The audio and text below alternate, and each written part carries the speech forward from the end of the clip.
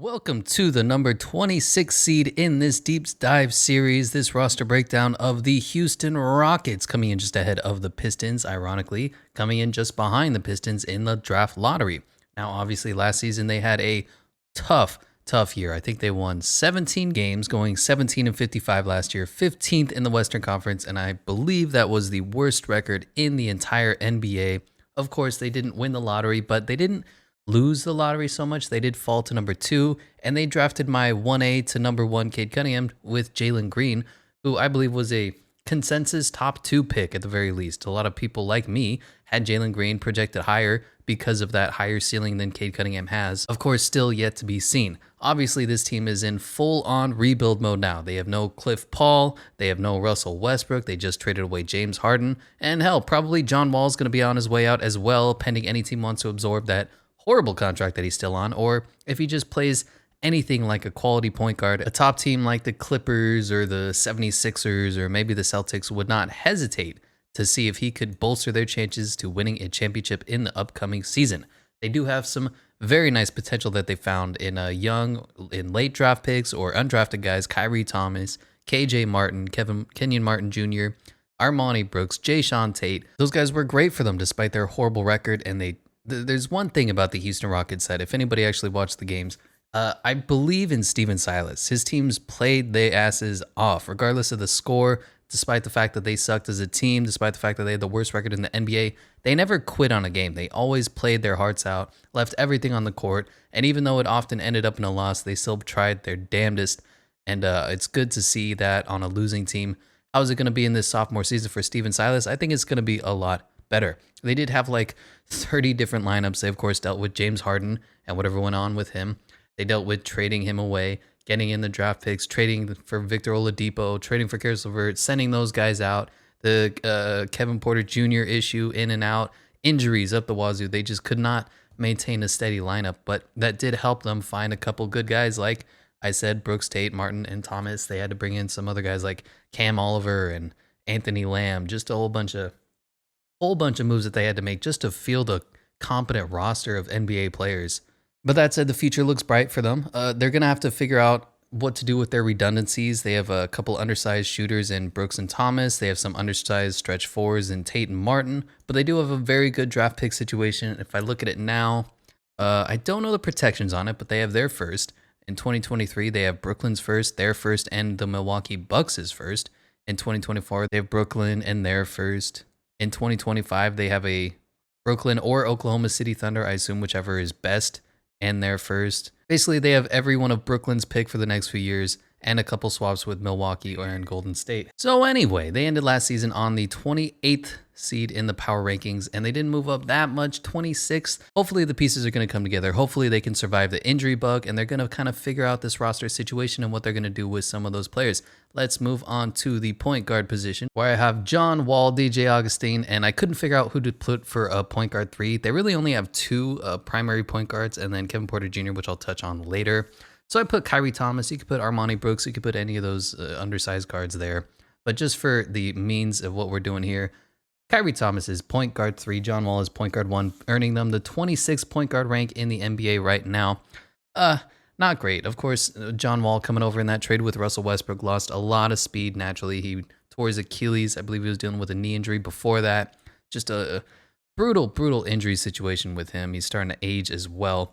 And he still sucks at threes, shooting 31% from the three-point line, 50% true shooting. That's just not what you want to see. He doesn't even have a positive win share from last year, despite having nice numbers at 20.6 points per game, 3 rebounds, and 6.9 assists. Nice. The problem with John Wall is that he's a very ball-dominant, dribble-heavy guard. And he's a slasher who can't shoot threes in today's NBA that just doesn't cut it anymore. And he's not a true facilitating point guard. In fact, the Rockets don't have anybody who is a true kind of Chris Paul kind of point guard. Now, I would expect that John Wall is going to be on his way out if they do ever elevate Kevin Porter Jr. to the point guard position in the starting point guard role, but probably not. He doesn't match the timeline whatsoever. He's 30 years old, but he's an old 30, kind of like Kawhi Leonard. He hasn't played more than 70 games since the 2016-2017 season, and before that, he would get injured pretty frequently as well. He just hasn't had the ability to stay healthy for 82 games a year. And on top of that, he just doesn't match today's NBA. You can't shoot the three, you're not going to cut it. That's just the way it works. DJ Augustine still has a job, even though he's like 5'8", because he can shoot the three and distribute the ball to some extent. He's a competent backup. I'm not really ecstatic about him being here. He had kind of a more expensive contract than I liked. He still has 2 years left at $7 million a year up until 2022-2023 season. Just not what you want to see. If they do any semblance of winning, I would expect him to get traded. But at this point, kind of like the Detroit Pistons with Corey Joseph, hopefully he's going to be able to bring in some experience, teach players how the game works, how to make sure you rest up, how to stay healthy, what food to eat. You know, all the boring shit, the ins and outs of the NBA. Other than that, he's going to come in for, 10, 15 minutes a game, give you quality backup point guard minutes. You just don't want him starting any more than that. Otherwise, you're going to have another 17-win season. And Kyrie Thomas or Armani Brooks at the point guard 3 role, if it ends up being like that, you're not going to have a good time with those guys leading your point guard position. Which brings us on to the much more interesting role, the wing players of this team. Kevin Porter Jr. at the shooting guard, Jalen Green at the small forward, and KJ Martin at the power forward. Of course, Christian Wood is going to be at the center. I've seen some starting rotations with Daniel Tice being the center and Christian Wood at the power forward, and I hate that idea. But I'll talk about that once we get to Daniel Tice. As for Kevin Porter Jr., he is the big question mark. He is the wild card of this Houston Rockets team. Can he stay mentally sane? Can he stay out of trouble and not commit any more crimes? Can he stop throwing stuff at his teammates or assistant coaches? Can he stop going to strip clubs and be a consistent performer? Because Kevin Porter Jr.'s problem has never been his talent or his abilities. It has always been, can he stay on the court and can he keep his head on his shoulders? He is an incredible potential player. And now this is the first of many players who have primary ball handling skills but don't play the traditional point guard position. And I've been thinking how to place those players like a LeBron James, like a Giannis. And I've decided to have those ball handling primary or secondary ball handler skills as an extension of their position that they play height-wise and the roster-wise. So he's not going to be a point guard for this ranking. He's going to be an off-ball guard who has a capacity to bring the ball up the court. And all that being said, I know he stated in interviews he's a point guard. He's just not yet. Anybody can bring the ball up the court and make some passes and get some decent assist numbers. I know they're fairly high. He had a poor assist-to-turnover ratio, and can he run an efficient offense is the question. Can he make the right basketball play every play? Can he make accurate passes with good timing and accuracy and hit shooters in the shooters' pockets? And he just isn't at that true point guard level yet. Now he can develop that and he can continue to grow. I have no problems with that. And like the counterpart that everybody tries to compare him to, James Harden, has done in his career. But at this point right now, Kevin Porter Jr. is not a point guard. So he's going to be a shooting guard with ball handling skills. And of course, he has insane potential. He has the height, he has the strength, he has the skill, he has the touch, he has an amazing first step. He has good vision for an off-ball guard who's been barely playing at all. He has athletics. I just need to see more to be convinced of what he's going to be in the future and what he is now. You know, the human brain doesn't fully develop until you're in your mid-20s, around 25. So I don't want to say I'm out on this guy. He's not going to be able to, stay out of trouble. He's only 20 years old, but criminal charges, assaulting your coaches. I mean, there's just some stuff that are major issues and red flags that at some point the potential and the talent that he has isn't going to outweigh the risks. Now, as for his actual game, I hate his footwork. I hate his shot form. He's like sideways, a little campaignish when he shoots, but it does go in. And at this point, when you're shooting a decent percentage, you don't want to change anything. You'd like to see his three-point shooting get up a little bit from 30%. Otherwise, you're going to have another John Wall, I can't shoot the three situation. But what you saw with that 50-point 11 assist game that he put on against the Bucks, I want to say, is that he's got talent. Talent alone can get you 20 a night in the regular season. The thing is, good teams are going to eventually game plan for you. They're going to figure out your tendencies, especially if you ever make it to the playoffs, which is a long shot for the Rockets at this point. But when you go up against a team 7 times in a row, they're going to adjust, and you're going to have to adjust back to them. Can you overcome your weaknesses? Can you strengthen your strength? And that's some of those things that we're going to need to see if Kevin Porter Jr. does take that next step. That said, I have no problem with him being a starting shooting guard. Right now, I have him 20th, a top 20 shooting guard in the league right now. I mean, he's good. He's got the talent. He's got the gift. Now, is he going to continue to elevate? And is he going to be able to stay on the court? Is he going to be able to stay out of jail? So there's so many question marks right now with Kevin Porter Jr. That said, I love him as a prospect, and I know it sounds like I've been shitting on him for the last 5 minutes or whatever, but he's definitely got the skills to be a shooting guard. And in today's NBA, there's so many shooting guards that masquerade as point guards. Look at D'Angelo Russell, look at Steph Curry, who are traditional shooting guards. In today's NBA, all that matters is can you shoot? And Kevin Porter Jr. can shoot. He has the ability to make great passes. He doesn't have great vision yet, but he can learn and continue to develop. He has the capacity to be something special, which is going to go great alongside his partner, Jalen Green, number 2 overall pick. I am a huge Jalen Green fan. I haven't played in the small forward position, even though he's a traditional off-ball guard. It's fine. It's positionless NBA. He's only 28th because he's a rookie. Rookies always come out of the box. They're rough. They're raw. They got to figure it out. Most of the time when a rookie's playing, they aren't the LeBron James leading a team the minute they step on the court. That said, like I was mentioning before, I am a huge Jalen Green fan. I have him 1A to Cade Cunningham, and if I was the Pistons, I would have seriously thought about taking him 1 overall and pairing him alongside Killian Hayes. I think he's got limitless potential to lead the NBA in scoring, to be an elite shooter, finisher, and the thing about his stats that you see on this screen, 17.9 points per game, 4 rebounds, 2.8 assists, 61% true shooting, 36 from the three-point line, 15.4 PER, is that he was a kid. He was 17, 18, going up against full grown-ass adults trying to earn a spot in a lineup. Him, Jonathan Kuminga, Daishin Nix, and Isaiah Todd were just a whole bunch of kids starting out this brand new experiment that's never been done before, going up against G Leaguers. And G Leaguers play their asses off. They're trying to earn a roster spot. They're trying to make that 16th, 17th spot on a roster. And Jalen Green had to go up against them night in and night out. So while his numbers don't look incredible compared to Evan Mobley or Cade Cunningham or Jalen Suggs, they're pretty fucking impressive. And if you watch the games, which I don't know why anybody would want to watch a G League game, you could see that he has all the talent in the world. Hopefully this upcoming season, he shows you what you got, and you're going to love that you picked him up in Houston. Which brings us to KJ Martin, Kenyon Martin Jr. I have him starting instead of Jae'Sean Tate just because I think his potential is higher. This kid can jump. This kid was throwing block parties. Every night he was blocking this all-star or that all-star, this all-NBA player. The dude is legit. He does have a slightly better shooting from the three-point line at 36.5% compared to Jae'Sean Tate. I think it was 31%. And you know what? He's a pretty good shooter for a guy who can't really shoot that well yet. He was a super late pick in last year's draft, picked 52 overall. And you know what? I love this kid's potential. Not only can he stretch the floor, but he's going to play defense. He's going to help out on the weak side, and he's just going to give your team that energy that you need, which is, of course, bolstered by his counterpart, Jae'Sean Tate. Put either one of them in the lineup against the rest of these guys with KPJ and Jalen Green and even John Wall to some extent. And this is going to be a fun team to watch. No matter how many games they win, each night you're going to see some great stuff. Which brings us to their center position. I have them 7th. Now, Christian Wood is not a traditional 5. I get that, and a lot of people want Daniel Tice to start. That sounds disgusting to me. I know he's a great fundamental player. He does all the things that you want from a guy fundamentally. Just please don't start him. He plays bigger than his height. He makes all the right moves, but he just doesn't have the talent. And I really hate the contract. I think it was a 4-year, $36 million, which isn't a lot, $9 million for a backup or even for a starter. But Daniel Tice is not a starting center or power forward on a championship team.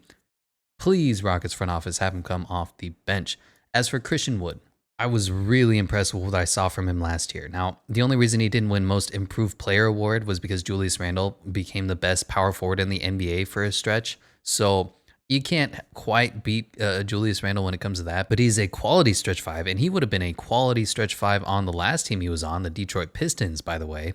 He's another one of those guys who would be a 4 in the old NBA, but he's stuck at the center position these days. He's going to have trouble defending big 7-foot guys, but that's fine. He's going to be good enough for most matchups when it's not named Nikola Jokic or Joel Embiid.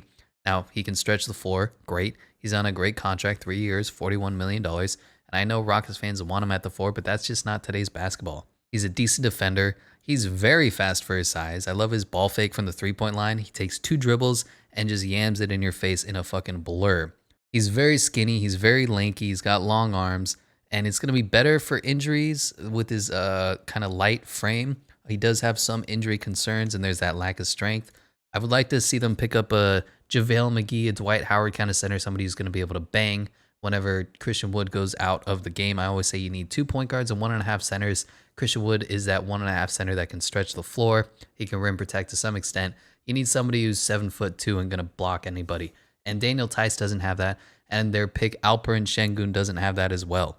Now, some people were saying that I was hating on Şengün in the draft process. No, I like the kid. He was an MVP in the Turkish league, whatever the fuck that is, which is fucking impressive. He had a 30.9 PER, 8 win shares, 19 points a game, 8.7 rebounds, 2.7 assists. The dude is fun to watch.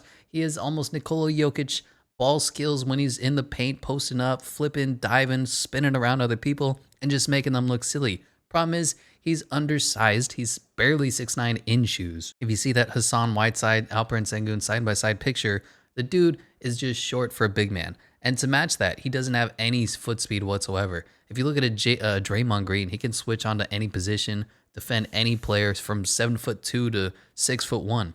Şengün, he's almost as slow as Nikola Jokic, and he's about 4 or 5 inches shorter, which makes no sense, but that's just the way the kid works. That said, he's going to be an NBA meme next year. I just know it. Rockets fans love him. They adore him. They have so many pictures of him looking like a nice guy, a chubby kid playing with toys growing up. He's an analytics darling. PER is going to love him. Win shares is going to love him, but he's bad at defense, which is a major issue. He's got no athletics whatsoever. If he ever gets switched out onto the perimeter, he's just a walking mismatch. I think he's going to be fine energy off the bench, and I see his ceiling as possible backup center whenever you need a bucket, kind of a Mo Spates kind of role, except he's much shorter than he was. So all that being said, I believe in Christian Wood. I'm a big fan of his game. That's why they have such a high ranking at 7th, one of the higher rankings that we've seen so far in this series. Please, please, please do not start Daniel Theis unless you're going up against a center that's going to cause injury concerns to Christian Wood. I just don't want to see that man starting for another basketball team and have the whole fan base go, why the fuck did we draft this guy? That's frustrating. Daniel Theis is great off the bench and should be coming from nowhere else. Moving to their bench, they have Eric Gordon. I don't expect Eric Gordon to be here for much longer. I expect the Houston Rockets to do a little bit of the Oklahoma City Thunder, trade their existing talent for future draft picks. Eric Gordon doesn't fit the timeline whatsoever, and he still does have some skill and experience that a championship team could need. He does have 3 years left on his deal, so I'm not sure how that's going to play out. 18 million this year, 19 next year, 20 and 20 million, basically 21 million in the 23-24 season.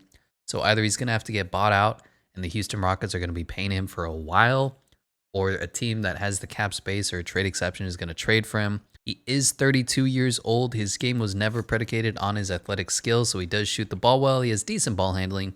And while he's on the Rockets, he's going to provide some good depth and experience. I just don't see him being around for a long time. Brings us to Armoni Brooks, and I really liked his game. He can get buckets. Now, his shooting percentages weren't great, but last season when they were just fiending for any sort of active, alive people to play on the Houston Rockets while they were mixing and matching all their lineups, Armoni Brooks showed some flashes. I think Kyrie Thomas is a little better of a player, which is why I gave him the nod for PG3. Kyrie Thomas is a much better defender since he has that Kyrie Fence nickname that they gave him. But I liked Armoni Brooks. When he was on the court, good things happened. Jae'Sean Tate, like I said, you can almost flip him and KJ Martin as well. He is undersized, but he's fearless. He was going at LeBron James. He plays his ass off on the court. He was a first-team all-rookie, and he does have some nice touch at the rim. He's just a major liability from the three-point line. Shot 30%, and he was almost afraid to take threes a lot of the time. He would be matched up against the center since Christian Wood was out for the majority of the final stretch of the season, and the centers wouldn't even come out to challenge him, and he wouldn't even try to shoot the three-pointer because he was so hesitant. He was so afraid because he was shooting so poorly. If he ever does develop that three, becomes a good shooter, he has the elite quickness to drive to the paint, finish strong, finish with contact, and get to the free throw line where he shoots under 70% as well. So who knows if shooting's ever going to become a part of his game, but Jae'Sean Tate, at the very least, is great energy for your team. David Nwaba coming back as well. He's good depth. I just think the deal was a little too long or a little too expensive, or it was... He signed a 3-year, $15 million deal, and for a team that's rebuilding, kind of would have liked to save that money and put it in some other places, but it's fine, I guess. You know, good depth. Josh Christopher, fun pickup from Arizona State, I believe. He's basically J.R. Smith Jr. He takes crazy shots. He makes crazy shots. Now, is he a decent ball handler? Not really. He is a young kid. I believe he's only 19 as well. He's going to pair up alongside great with Jalen Green, and they're just going to make ridiculous buckets from the 3-point line. There's no shortage of shooters on the Houston Rockets as usual. Usman Garuba, probably the best defender in the 2021 draft class, which is funny because Alperen Sengun can't defend to save his life. They're basically mirror opposites of each other because Usman Garuba has the foot speed, he has the defense, he has a little more athleticism, but he can't score to save his goddamn life. He is the worst offense, and he's undersized as well. If Usman Garuba was 7'1" or 7 feet, even 6'11" like Isaiah Jackson, he probably would be a top 10 pick because his defensive skills was that elite. But he is a major issue on the offensive end. He's literally a liability. Teams are going to sack off him. He made 27% of his threes on the Real Madrid. He made 59% of his free throws. He's just such a liability. I don't know if he's going to get much time on the court other than in games where they're getting blown out. Anthony Lamb got re-signed. He's fine depth. Daniel House, he's also a fun shooter. He can score every now and then. He's in a top 10 player like fucking Skip Bayless says he is, but he's good depth for the team. They brought in Matthew Hurt from Duke. I like him. He shoots a little bit like Larry Bird. Other than that, he's not a great defender, but he can get you buckets as well. And of course, in today's NBA, there is no shortage of teams that need more scoring. And then they also have Tyler Bay. I think they stole him from the Dallas Mavericks, and Dyson Nix, who is fat and useless as a point guard. Don't expect anything from him. Bringing us to the coach and culture rank. And what I said at the start of the video is I believe in Steven Silas. I think he got dealt a really shitty hand. First of all, James Harden comes in and is fat, completely out of shape, and just doesn't care about basketball. And then he gets traded away, and then everybody gets hurt. And they, like I said, they had, I think, 29 or 30 different lineups this year. None of them were good. They're in the full rebuild mode, and he came in originally, Steven Silas did, thinking, oh, I'm going to compete for a playoff spot. So last season was absolutely brutal for them. Is he going to be able to develop this fine young talent that they have with their 4 first-round picks?